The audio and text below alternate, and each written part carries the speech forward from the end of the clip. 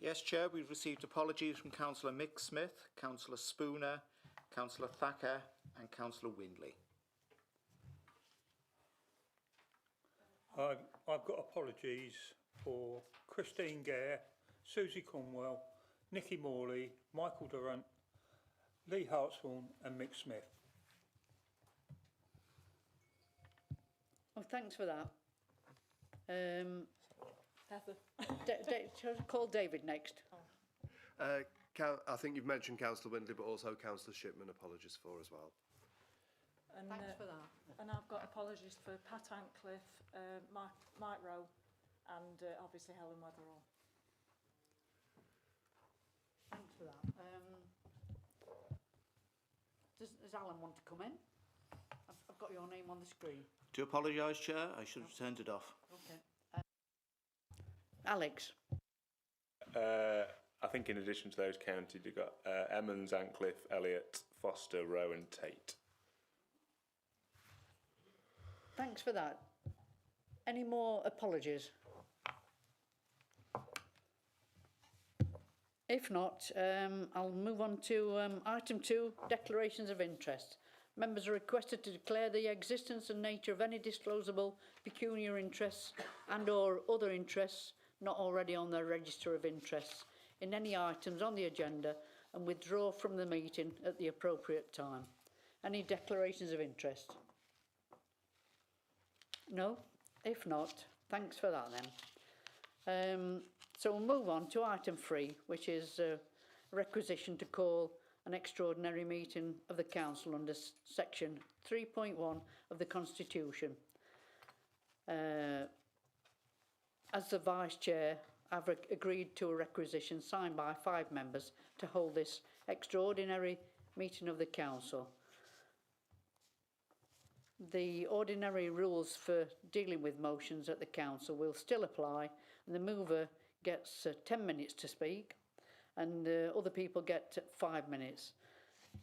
So I'll move on to the motion proposed by Charlotte Cupid and invite Charlotte to speak.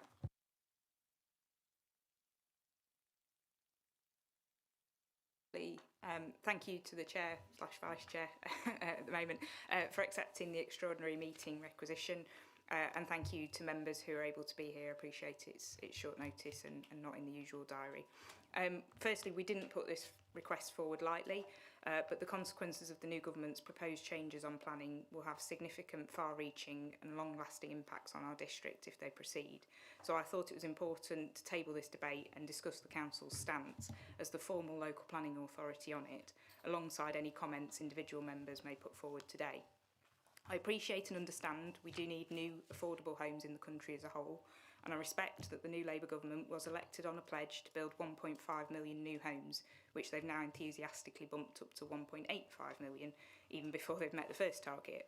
However, I hadn't, and I think the same goes for many residents who I've spoken to, understood or believed that the plan was to force most of those new homes on areas such as North East Derbyshire, particularly given the amount of house building we have seen over recent years, largely thanks to previous historic Labour planning failures we were only just starting to recover from locally. As outlined in this motion, and as we'll all have read in detail in the proposals, if the changes proposed by the new government go ahead, they will concrete over our countryside. We risk the bits of our district we all value the most being unrecognisable to future generations. The biggest concern to me is the imposition of mandatory annual new housing delivery that this council will be bound to, at the same time as, and I can see no other way, having to rely on what developers want to deliver. And if the developers don't deliver, it's the council, residents and district that will pay the price. To be fair, even if we do meet the numbers set out, 178% increase on the current guide, or a doubling of what's in the current local plan, there's still no benefit or positive, as I don't know where sites to meet these sorts of massive numbers can come from going forwards. All I can sadly see is valued local sites like Settlement Gaps, Greenbelt and land like Coop Lane paying the price. Equally, and with this, these minimum requirement numbers take no account for reflecting the needs or demand in an area. Quite inexplicably, at the same time as the whopping increase in North East Derbyshire that I've just outlined, and in Derbyshire as a whole, London will see an 18% reduction in its requirement, and Derby City, as a local example, a 15% reduction, despite that being where there's the increased demand and a historic undersupply. Why do the cities get a say in their housing numbers, but we don't here? These new compulsory delivery numbers of 622 new homes every year in North East Derbyshire, combined with the proposals to abolish the ability to challenge planning applications once a site is in a local plan, have another devastating impact. They remove the ability for local communities to have their say. The council will be so beholden to rushing through and trying to keep up with the ridiculous target that it will leave just a hollow echo, if that, of any local influence or community voice on planning. Please don't just take my word for the concerns either. As a few examples of the comments of some neutral but professional observers, the former head of the National Trust has stated the planning reforms are a wolf in sheep's clothing and trying to get houses built at any cost, with subtle but devastating policy amendments, and the Community Planning Alliance has stated this is targets on steroids but affordable and infrastructure promises on placebos, with a lack of understanding of how the system works. And I thought I'd been pretty scathing so far. Ultimately, therefore, as well as all the negative consequences of these proposals that I've touched on, this is fundamentally a missed opportunity for planning. We all acknowledge our planning system isn't perfect and needs reform, but my assessment has always been that to make improvements, we need more local flexibility, not less. A lot of the issues arise from the fact that nationally, we try to do a one-size-fits-all approach, when in reality we should be nimble towards local factors and characteristics. For instance, here in North East Derbyshire, we have over-delivered in recent years because of the big brownfield regeneration sites, such as the Avenue and Bywater. We should be rewarded for that, and in general, we should support positive infrastructure planning, as we've discussed before in this chamber. Instead, we're going to be punished for the houses that we've built with even higher targets, which could include a whole new town in the Greenbelt. No attempts to tackle land banking by developers, and not a single word as yet on Section 106 or infrastructure reform. This motion and the proposing speech has hopefully just covered some of the key concerns over the proposed changes that are outlined in the motion, but there are also many more. For instance, the devastating removal of planning protections on agricultural land, the dropping of quality or beautiful building, the requirement for a 5-year housing land supply overriding and extinguishing local plans and local planning policies, and an obligation to cooperate, which other members may focus on in relation to other areas and cities, but which, because of the sheer scale of the challenges and changes here, wasn't possible to include in the motion as a whole. On that point, as Councillor Barker, as you said, back in 2020, given the consequences of these proposals from the government, it would have been useful to have the local plan steering group we've been pushing to be reinstated to discuss these. So on a side but related note in moving this, I'd again urge you to consider reinstating the local plan steering group, not just the working group or whatever it's called at the moment, particularly if the government does decide to railroad these proposals through so that all members can have a say. In summary, I hope all members will support this motion today, although I do note that the Cabinet paper that sort of indicates your view has already been published, which is a bit disappointing. Putting aside the national politics of it, the priority for me and for us all is as local councillors and is to represent what's best for this area, North East Derbyshire. The proposals as they stand would have a devastating impact on our greenbelt and greenfields, at the same time as moving us to a centralised planning system dictated by and obsessed with numbers, and bowing down to letting developers run the system. Regardless of politics, we should try and set up a locally led, positive planning system where communities take the lead. This doesn't do that, so with this motion and the response, I'm keen for us to send the message back to the government asking them as a whole to rethink, or indeed even just think in the first place on what these changes would do. Thanks, Chair. Thanks for that, Charlotte. Alex Dale. I'm very happy to second the motion. Similarly to Councillor Cupit, I have real concerns primarily around the top-down housing delivery numbers for each local authority. I think the sheer scale of the increase in expectation of what North East Derbyshire will have to deliver will ultimately irrevocably change North East Derbyshire from the sort of beautiful semi-rural countryside district that it is at the moment to becoming more of a sort of suburb of Chesterfield and Sheffield. I think that also the impact on our infrastructure as well, in particular, and the already strained local services and how we meet that need is going to be a massive challenge for the council. There's as Councillor Cupit's alluded to, there's a whole raft of other issues with the NPPF consultation, the deprioritisation of brownfield sites, for example. the fact that they want decisions to be made based on available information rather than waiting for full evidence to emerge, the meeting of housing needs across local authority boundaries. That's particularly worrying in areas like Dronfield, Eckington and Killamarsh, given our close proximity to Sheffield, where the council there consistently under-delivers on its housing targets. Removal of the outcomes around beauty, so we're changing the definition of beauty and we're accepting good.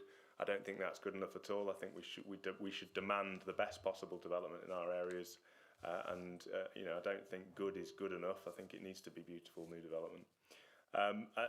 As already covered, some of those repurposing of greenbelt land to become grey belt is a strange concept. And in my opinion, greenbelt is greenbelt, and it's there for a reason. The NPPF prior to was very clear around those 5 purposes, you know, by just allowing it to be concreted over, I think it's just letting the developers get what they want, which is the easy, low-hanging fruit. There are other aspects as well. The introduction of the new rate of 50% of properties needing to be affordable on the greenbelt as well. It feels very much like social engineering to me, that, to be honest. So yeah, there's a whole raft of issues. I think primarily though, I'm most concerned about those increasing housing numbers, but also the removal of the opportunity for communities to comment on individual applications once they're in the local plan. And the obvious example to that is the very recent Dronfield application, where it's in the local plan, but the council, and I was really delighted with the decision, on a unanimous basis, the planning committee rejected that application because it wasn't good enough, and we lose that right through these new NPPF changes.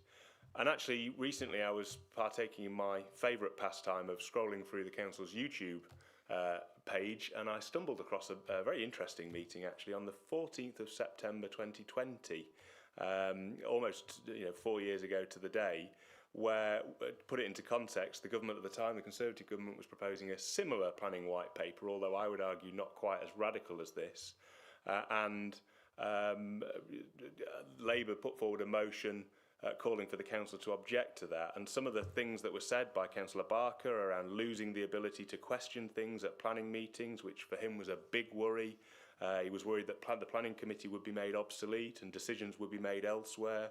Councillor Barry asked me as leader of the council whether I believe that decisions should be made by local people and their representatives and not by central government, or should we keep people in the dark and do away with democracy, and whether I would stand with communities and fight to keep planning local and ensure that local people determine what gets built and that local democracy continues to thrive. And Councillor Pickering was spoke quite passionately against the centralising of planning powers, and felt that what was being proposed at the time was absolutely developer-led. And again, as Councillor Cupit says, Councillor Barker said that the local plan steering group would have been the right place to discuss this, which is really disappointing that we've already had a draft response from the council put to Cabinet before this meeting was taking place. There was an opportunity here to capture all of our views into that response, and we've by the looks of it, we've wasted it. So I'd ask those members in particular and the Labour group whether they'll be standing by their words or whether they'll be eating them. And I say that slightly tongue-in-cheek, but I do mean it, because I think consistency in politics is quite an important thing. What we say and then what we go on and do after an election is really important, and it's sort of why Labour are being panned at the moment nationally over some of the decisions they're taking.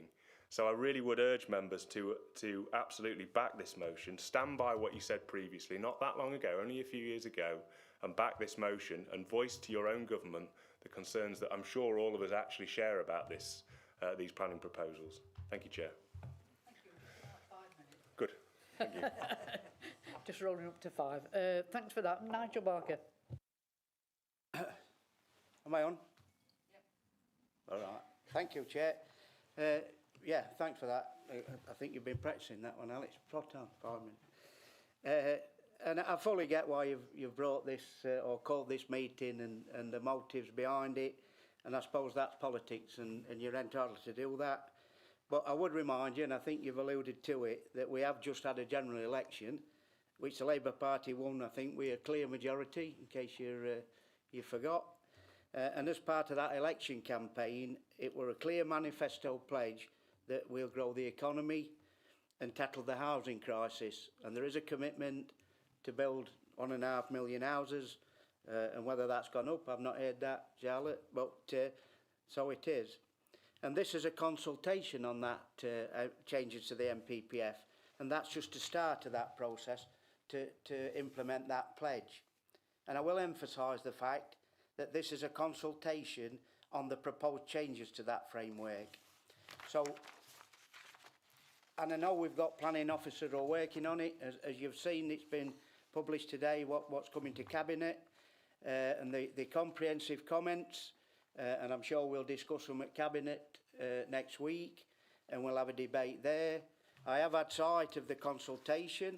There's 106 questions in here, and there's some very technical considerations that obviously the officers, we need advice from officers, which we're not getting today.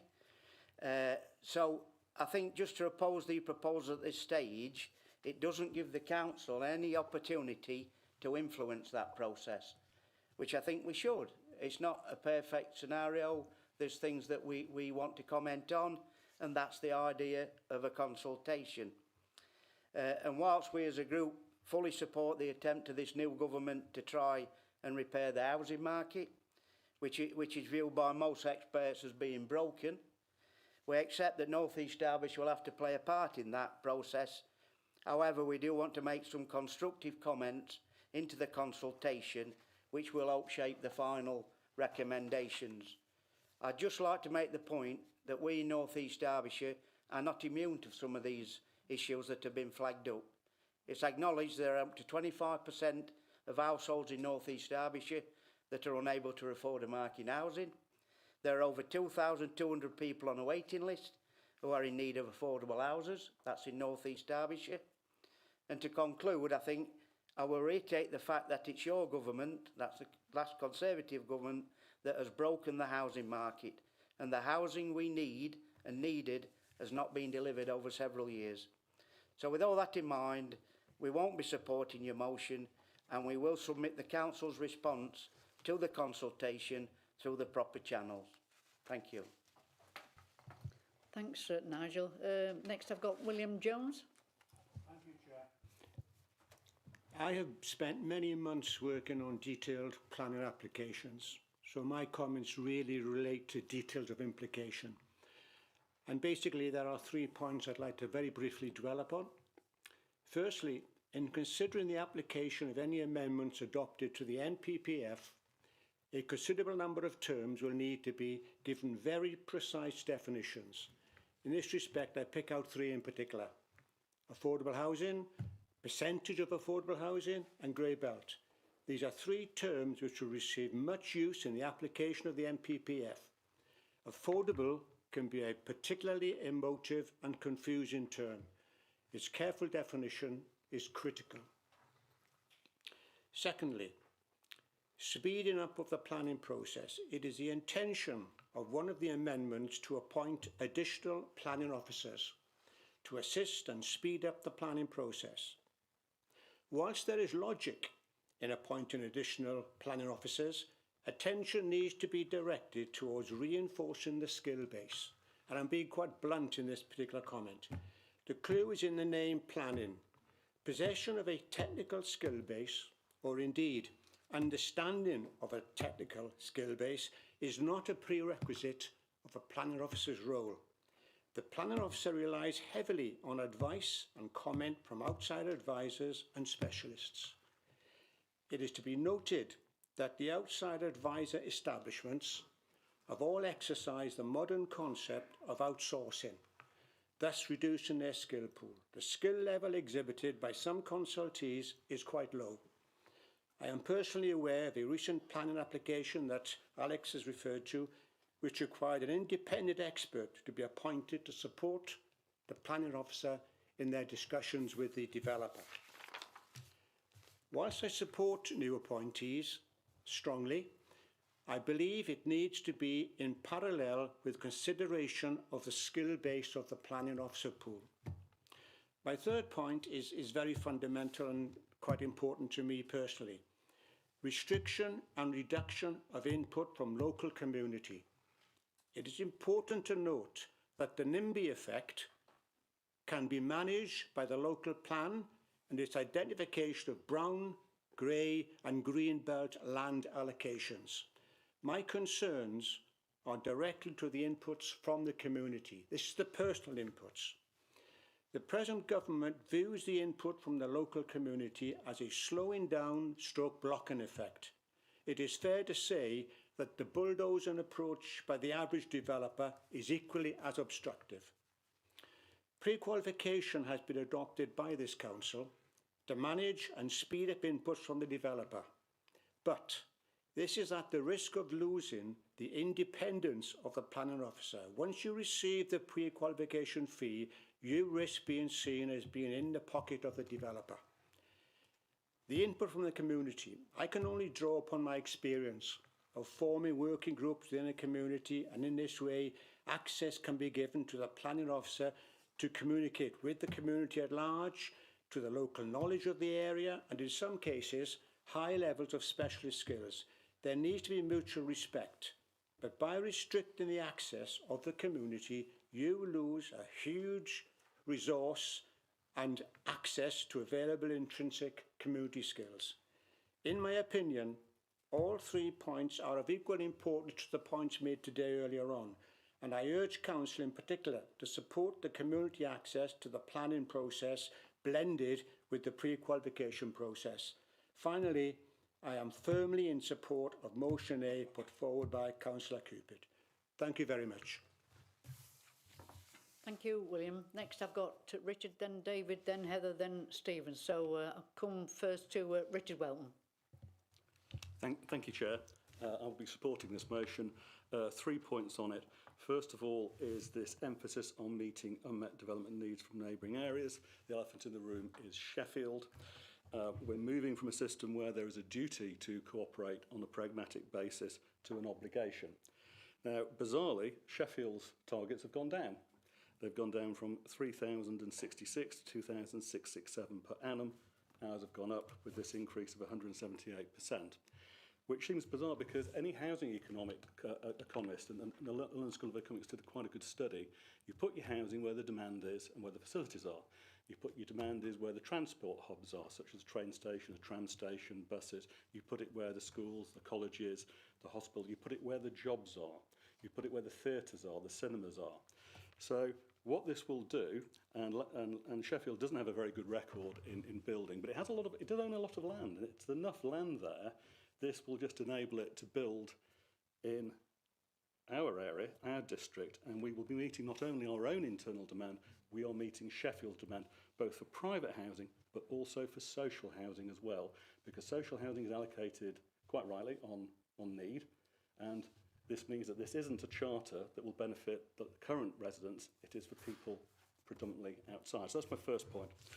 Second point, it's a big, this could have been written by a big developer. There's now an oligarchy of developers. It's not for the small independent builders. It's not to be local need, community need. And the money for the big developers isn't actually in building houses. Houses is very, very low margin. It's in what's called the land bank. It's in taking land that is on green belt or greenfield and then redesignating it for building. And that's its uplift. And they don't actually like putting a lot onto the market. This point's been made many times before. They need to control the market so they will drip, drip, drip very small amounts of property onto the market. So this is a big developer's charter. The next one, I think, again, it's about car parking. I think it removes car parking as a protected social asset where you want. I live in a town where the hub is built around 2 central car parks owned by this district, but you could say the same for Eckington or Killamarsh as well. That supports the very successful leisure facilities we have. It supports the community theatres. It supports small businesses like vets. Maybe in 20, 30 years' time, there'll be driverless cars. We don't, although we have a train station in Dronfield, we don't have the bus network. 86% of people use cars. We're a semi-rural area. There isn't the infrastructure that you would get for metro and for trams that you do in the big cities. So by removing sort of car parking, that takes out the USP for a lot of our businesses and a lot of what makes our communities tick. And I'd be very concerned about that. And then the final point on car parking is we've all gone around estates where the developers squeezed too many properties into too little a space, very cheaply built. You find there may not even be a pavement. There may be no garages, and what you see is all the roads either side with vans and cars parked up, and it looks a mess from day one. So I would like to support this motion. Thank you, Chair. Thanks for that. Next I've got David Hancock. Thanks, Chair. I mean, just to pick up on a point that Councillor Barker made, the housing crisis has gone on for decades. It can't be allocated to one or other recent government at all. It's a long-standing one. I think my biggest concern with the consultation as it's taking form is it does appear to be a very top-down approach. Yeah, we've got to address the housing crisis as best we can, but that does need to be done on a local basis. So whilst I don't think the motion in front of us is perfect by any stretch of the imagination, I'll be supporting it because we do need to have that absolute local control, and we need to be steering what happens in North East Derbyshire from North East Derbyshire. And that's all I've got to say on that one, Chair. Oh, thanks. Short and sweet. Heather Liggett. As well, but could I ask if Helen can speak after me? Because she obviously wants to say something. Yeah. Thank you. This is too big an issue to play political ping pong. We already have cowboy developers taking over our area who care nothing about quality design or people's lives. The only thing they care about is profit. This district deserves better. Our residents deserve better. New homes should be built on our terms. Now I'm going to pass over to Helen, if that's possible. Thank you. Thanks for that. Helen, I think we can just about say, oh yeah, I can see you now. Did you want to come in? Yeah, thanks very much. Greetings from very sunny Spain. Sorry, guys, but it's very warm out here. No, I'm sorry. Right, that's not why I've dialed in. Let me just, I've got a statement that I've written, so I'm going to read that out. Can you hear me all right, Chair? Just about, yes. Speak up, yeah. Yeah, okay. So I think probably that some of the themes that I'm going to pick up here have been picked up already. And the main thrust here for me is the power imbalance between developers and particularly the big boys and local communities and local political decision making. So this is my statement. I attended a local government association briefing last week where the new national planning policy framework was discussed. And I've also had a conversation with NEDDC planners last week about my serious concerns about a developer's free-for-all, where their drive for profit at all cost will mean new house building will be determined on the wrong premise. Having negotiated PFI contracts in the past, I am aware of the massive imbalance of power between communities, their faithful representatives, including local councillors and officers, and developers with huge resources behind them and lawyered up and with paid up specialists. I have the scars. The Grenfell Tower report last week was a shocking reminder to me of this massive imbalance of power and the impact it has on people's lives. As an independent councillor, I am a passionate advocate of the individual and communities and have no political party to answer to.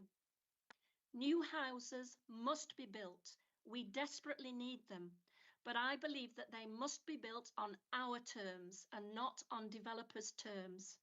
I want to broaden the debate from a party political one to one that has much more far-reaching outcomes. Wrestling back control of house building from rich and powerful development companies and ensuring we have local solutions that are acceptable to our local communities has to be a priority. And I'd like to explore how this can be done.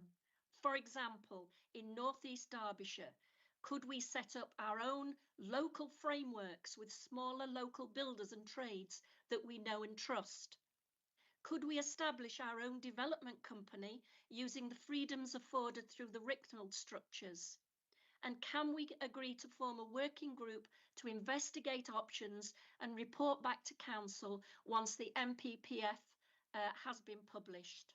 Thank you. Thanks for that, and just send us a bit of sunshine over, please, because we're really shivering over here. Enjoy the rest of your break, Helen. Next, I've got Stephen Pickering. Thank you, Chair. I'll start off by thanking Councillor Dale for reminding us of things we said in the past, and also reminding us that he chose at that time not to represent those views to his government of the day, and take any cognizance of what we got to say. And you know, while we're looking at the past, we must remember that the housing crisis we've got now is a result of years of Tory false promise, you know, and sloth and lack of action. And we know that over that time, private rents have soared, and temporary homelessness has more than doubled, and house building targets have been repeatedly missed, which has caused the crisis we're in today. And to address that needs some positive work that's going to actually put those policies into place. We know that David Cameron didn't keep his promises. In 2015, he promised to provide 200,000 new starter homes aimed at first-time buyers under the age of 40. The National Audit Office told us in 2019 no such homes had been built. A failed promise. Theresa May, a bit later on, she made housing one of her main domestic priorities. Most significantly, the party conference in 2018, she announced measures designed to allow councils to borrow more to build up to an estimated 10,000 more homes a year. Councils, most welcomed. That wasn't done either. Another failed promise by the Tories that's let down local authorities and housing. Boris Johnson, a bit later on in 2019, in the manifesto, promised 300 new homes a year, 300,000 new homes a year, a significant number. And by the mid-2020s, he promised those. And although less than 2 years later, the then Housing Secretary, Robert Jenrick, admitted they would miss it by a country mile. The latest figures showed that it was 22% below target. Another Tory failure on addressing the housing crisis, leaving us in the mess that we're in today. Well, local authorities once provided a sizable amount of new builds, which made up to close to 40% of them. The private sector is now dominant. It's built more than 80% of the new housing stock since 2019, with just 1% coming from local authorities. Whose best interest was that in? Another Tory failure. And we also know that affordable rent has replaced social rent. And one of the early acts of the coalition government, aided and abetted by the Lib Dems, was the introduction of affordable rent. It's higher than social rent, but lower than the market rate. I bet you're proud of that. And that's turned out to be affordable only in name only. And in many parts of England, and including North East Derbyshire, has all but killed off building for social rent. Another Tory failure. Homelessness has risen as a result of that. Ahead of the election, Labour pledged 1.5 million new homes in England, and the Conservatives pledged 1.6 million new homes in England. Where were you going to build them? Perhaps on the dark side of the moon, given that you had no indication of how you were going to change anything to accommodate that number of housing, and you also knew from a report in 2022 by a planning consultancy that found that even if every identified brownfield site in England was built to its full capacity, that would only mean 1.4 million extra homes. What was the Tory solution? We haven't had one. We get them sitting in the corner throwing stones at a new government that's trying to do something about it with no answers themselves. It's a shambles, Chair. Another Tory promise with no plans for implementation. This just sounds like cheap sound bites to gain popularity. It's a Tory tactic that we've seen time and time again. Promise everything, do nothing and blame somebody else. I don't know who's behind this motion, perhaps our ex-MP, the failed junior housing minister that did nothing much to reveal a solution at all. Labour campaigned on changes to planning to meet its targets, and on that campaign we won the election. People knew what was coming, there were changes to planning, and that's where we'll proceed to try and address the Tory housing crisis that we now found ourselves in today. We're trying to put that right. Sorry, Chair. 5 seconds left. Thank you, Chair. Very quickly then. This motion is an attempt to scupper whilst the new Labour government while offering no solution. I won't be supporting this motion, Chair. Thank you. Thanks for that. Next one I've got Kevin Gillett. Chair, Councillor Cupid opened this debate by saying that she recognised that 70 days ago a new Labour government was elected with a manifesto commitment to fix the broken housing system and build new houses, and then she spent the next 9 minutes of her speech telling us why they shouldn't do that. And having said that politicians should say what they mean and mean what they say, that we should then write to them and say, don't actually do it. Now, I think everybody in this room agrees with some of the comments that you've said. We do not want house building over every single green space in North East Derbyshire. We do not want uncontrolled and unplanned development. But the opposite side of that coin as things stand at the moment is that there are families in North East Derbyshire, young people in particular, who can't get a house. There aren't enough houses, they're not in the right places, or at least the places they want to live. And even when they are, they can't afford them. And we have to deal with that side as well. We have to look after those people in North East Derbyshire who have exactly the same aspirations and hopes that I had at their age. And yet, whereas I was able to achieve those ends and have a house of my own and bring up a family there, they can't. Councillor Barker has already told us that something like 25% of households in North East Derbyshire are unable to afford a home, an affordable home. And as we've also heard, there are 2,000 people wanting council houses in North East Derbyshire. 2,000, we only have 7,500 properties. The chances of most of those people actually ever getting the tenancy is pretty slim. And that's devastating news when you tell them that, when they come to you for help. But you have to be honest with people. What does this motion tell us about your response to this crisis? If anything, it tells us that you don't even recognise there is a crisis.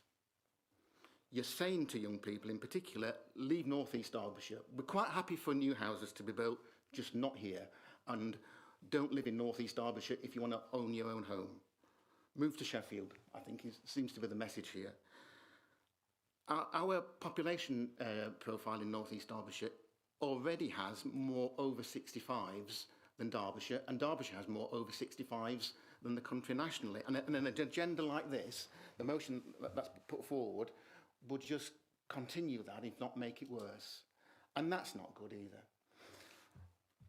I find it difficult that we're being asked yet again for the second meeting in a row to take a decision without any proper officer advice. We know Councillor Dale doesn't believe in officer advice. He told us that at the last meeting. But some of us do. I would sooner know the consequences of the actions I'm being asked to take. And yet, on this motion, we're not given that. We're not sitting down with the planning officers. We're not taking informed decisions, knowing the facts. We're just moving what is a political motion to meet your grandstanding.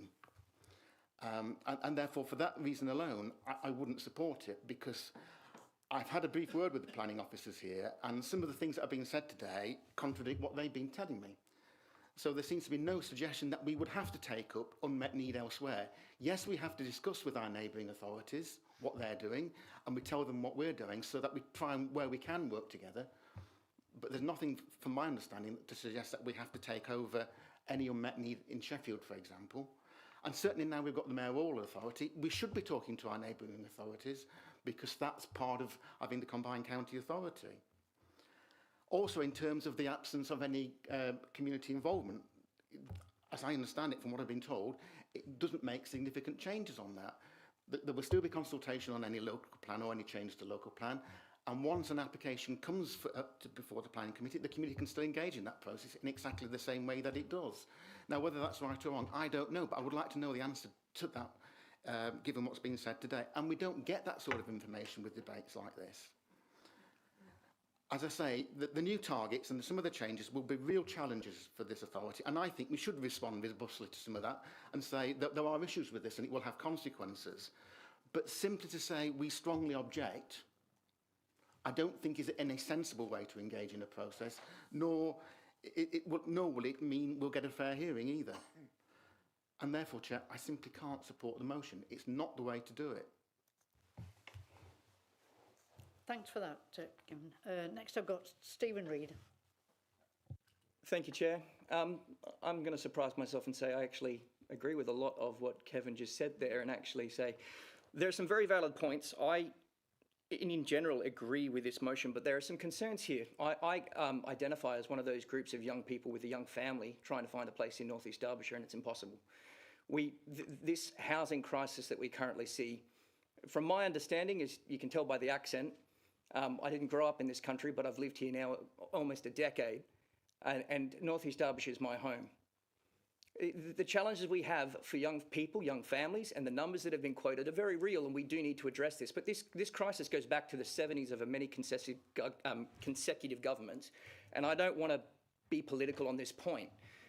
I will say one thing at the end, just because I can't avoid it. But right now, I would be very concerned about the house sharing. There are some very valid points here. And if we're saying that you don't want to approve the motion or support the motion as it stands to go back to the government, fine.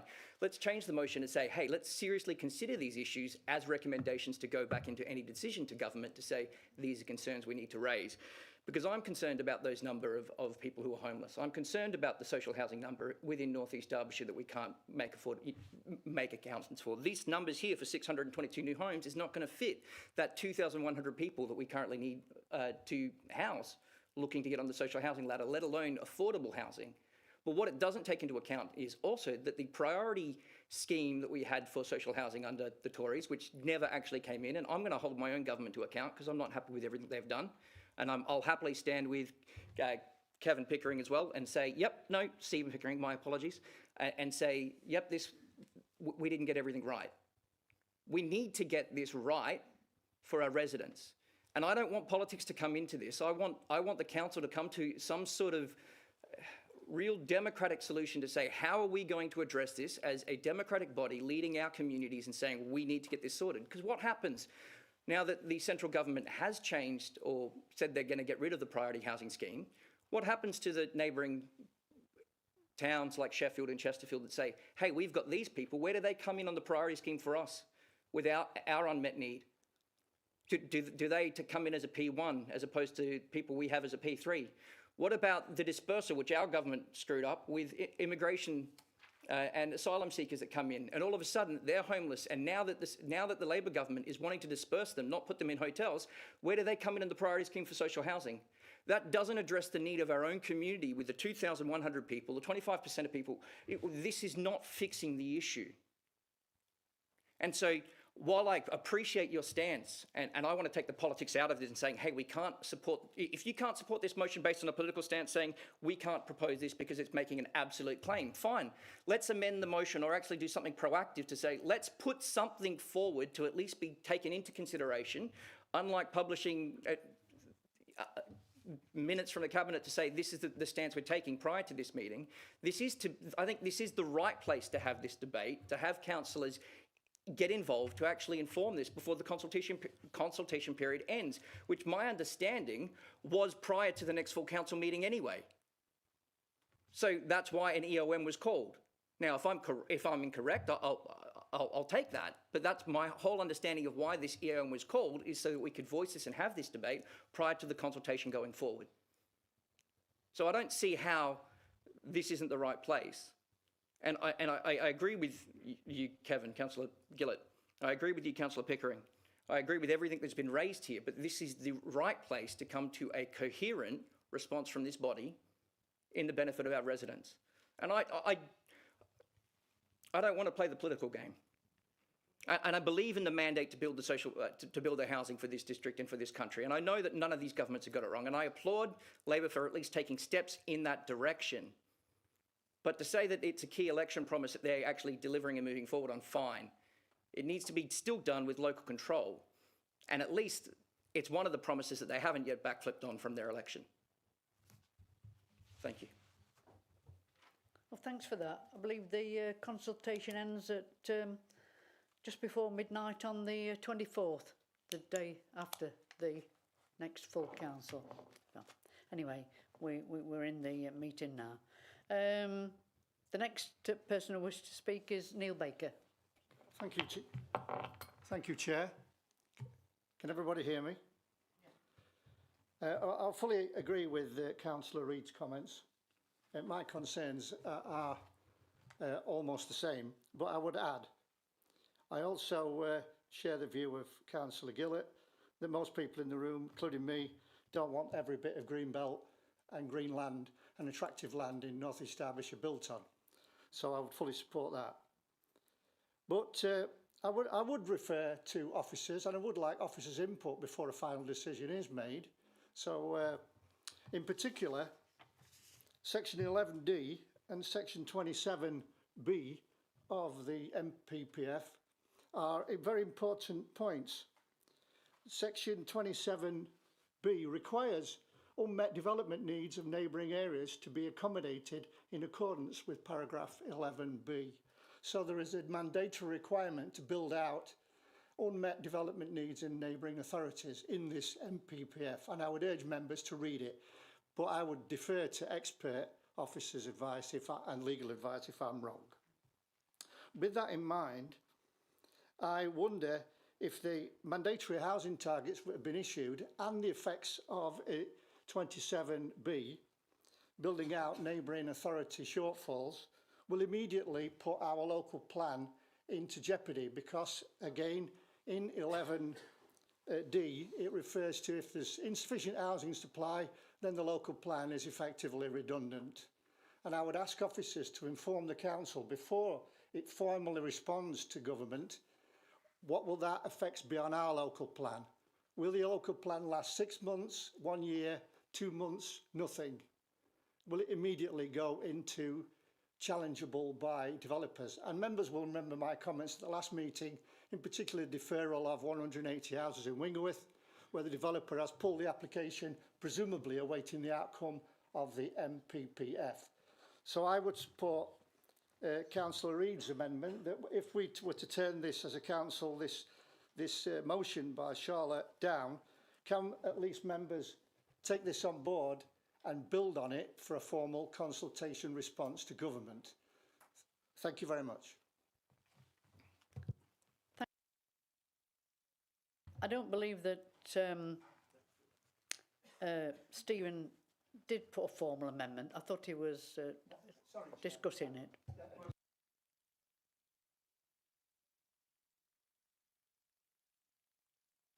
It's like, we want to go back as a response, but if this is going to be voted down, Sorry. should I put the microphone on? Well, I've got somebody else wishing to speak, and I think you missed your chance, really. Wishing to speak. I'm going to go to Stephen next. Thank you, Chair. For me, this is getting a bit too political. This should not be about politics. This is not really a political issue. This is about us protecting our residents' views and rights. And this, although it's a consultation, if this passes, then views and rights will not be heard. In fact, our views and rights as elected members won't be heard. It's of grave concern that, yes, Sheffield's numbers have been reduced. However, we're surrounded by Chesterfield, Rotherham. Theirs have all been increased. And if they can't build their housing, that could be passed over to us, which, for my constituency, Killamarsh, could have a drastic effect. In Killamarsh, we've recently had a major housing development start, and we're in a situation in Killamarsh where we've got very limited green space left. In fact, we've got one small element of greenbelt land left. Are we at risk of losing this because the government enforces all this on us? It just doesn't make sense that this motion is voted against, because we should be protecting our district. Recently, it was a concern of mine that on planning committee, a brownfield site was requested by planning officers to be refused. The planning committee did actually, in the end, approve the planning application, but we were going to turn down the planning application on Brownfield site because a small element that was in the local plan would have been affected. But as a district council, we had the right to do that, and we were able to do that. This new framework is going to remove that option for us to have that opinion and approval. I would like to call a recorded vote on this if possible, please. Thank you. Thanks. As far as I know, I think you need more than one member to have it. 3. Oh, we've got Councillor Dale and Councillor Cupid, so that's 3 for a recorded vote. I'm going to say I think everybody's spoken once that wanted to, and I've not actually heard any formal amendments, so I'm going to move on to ask Councillor Cupid to come back and say wind up. Thanks, Charlotte. Yeah, that's working. I think in terms of the amendment, I'm not trying to put words in Councillor Reid's mouth, but I think what he's saying is that given the debate today that has been indicated that the motion will probably fall, he's asking that the administration consider putting forward a letter or comments to outline some of the councillors' views today. Well, let's say all of them, otherwise that would be quite, no doubt it would be quite skewed. Just to try and recap on some of the comments that have been made, I think that, I note that we, in terms of the debate, we've not covered any of the answers to why or how the new administration's position has changed from the September 2020 motion. I note that Councillor Gillett said it's really wrong to put forward a position at full council. I think you might need to talk to Councillor Barker about that and what happened in 2020. Equally, I think in relation to the 2020 and the previous government's reforms, we did very clearly at the time put forward strong concerns and objections to that consultation, and I was happy to do so. I wrote a very strong letter to the Secretary of State at the time on behalf of my group and on behalf of the council, and I wrote that myself, as well as the planning officer's official response to state that we were unhappy with some of the changes, and I'm glad that the government listened and didn't go ahead with them. So I hope that a similar instance will happen here, but I'm disappointed to hear that we won't even get to put that chance or concern forward as an official council. I also question how the refusal of the motion today and the apparent support for the widespread building in North East Derbyshire co-aligns with the administration's commitment to an open and collaborative approach. It feels very shut down in terms of today, just to be told not to bring things to full council when there's no other way to do so. Again, noting that the local plan steering group no longer exists. But also I'm not sure how it coincides with the promise of a greener district, because again, I think this is concreting over our countryside. The only other big point I'd make is, the council, it's been said multiple times that the council shouldn't comment, and it relates back to the previous debate last time on the pylons as well, that the council almost shouldn't rock the boat and shouldn't comment and should take officers' advice. I would query who's running the council. Is it councillors or is it officers? Because the Labour group seem to hide behind the fact of we need officers' advice, we need officers... Yeah. Kevin Gillett?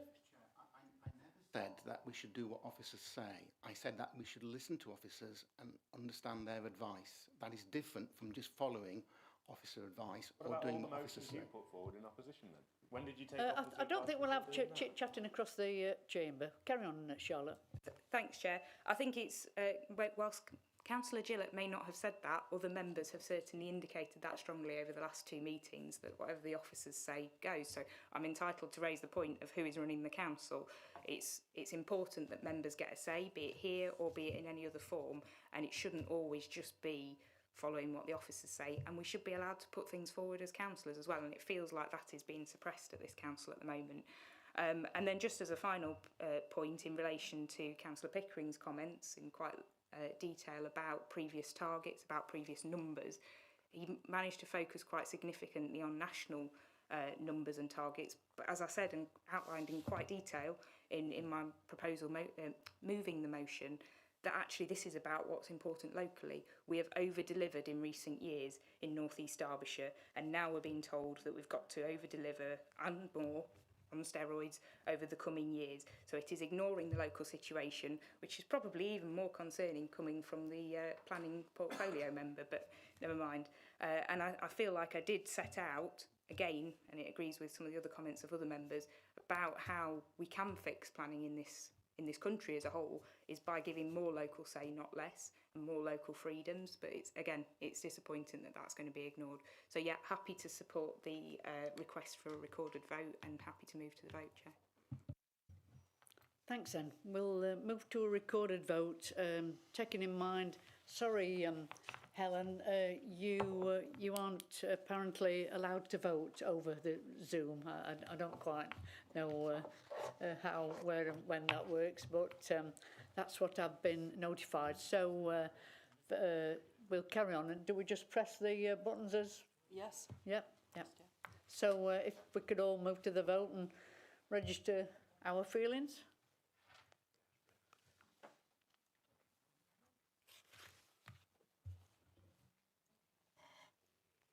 So I don't know if anybody's not done it yet. Have we all managed to do it? I've not totted up. We don't do the old system of shouting out the names and hearing for and against, do we? Chair, but the next stage will show the actual, the detailed figures. You just ask for that. Ask for the detailed figures. All right, so I'm going to ask for the detailed figures now. Thanks.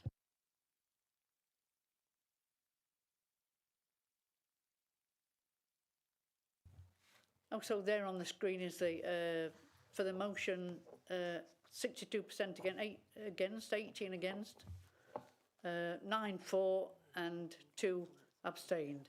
So the motion is lost.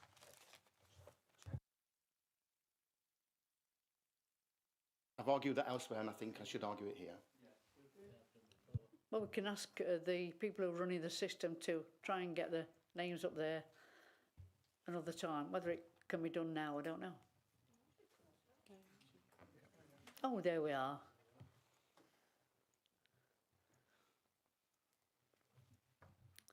So the names are on the screen for anybody to see. The abstain's gone a little bit green, but I'm sure it's a yellow. So I will declare that the motion's lost. Fran Peterson wants to speak? My name isn't up there because my thing said I've got to log off. No, I don't think so. It just said, no, I'm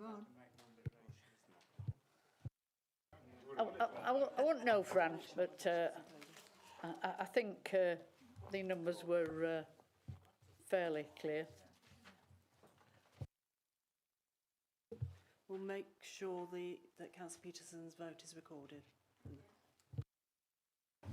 Okay, well, thanks for that. The system's managed to cope with us, and I think the cameramen managed to get everybody on eventually. William Jones was a bit out of focus. They managed to eventually find where he was at the back and focus in, so that was a good job. So thanks all for attending, and I'll see you soon. Bye.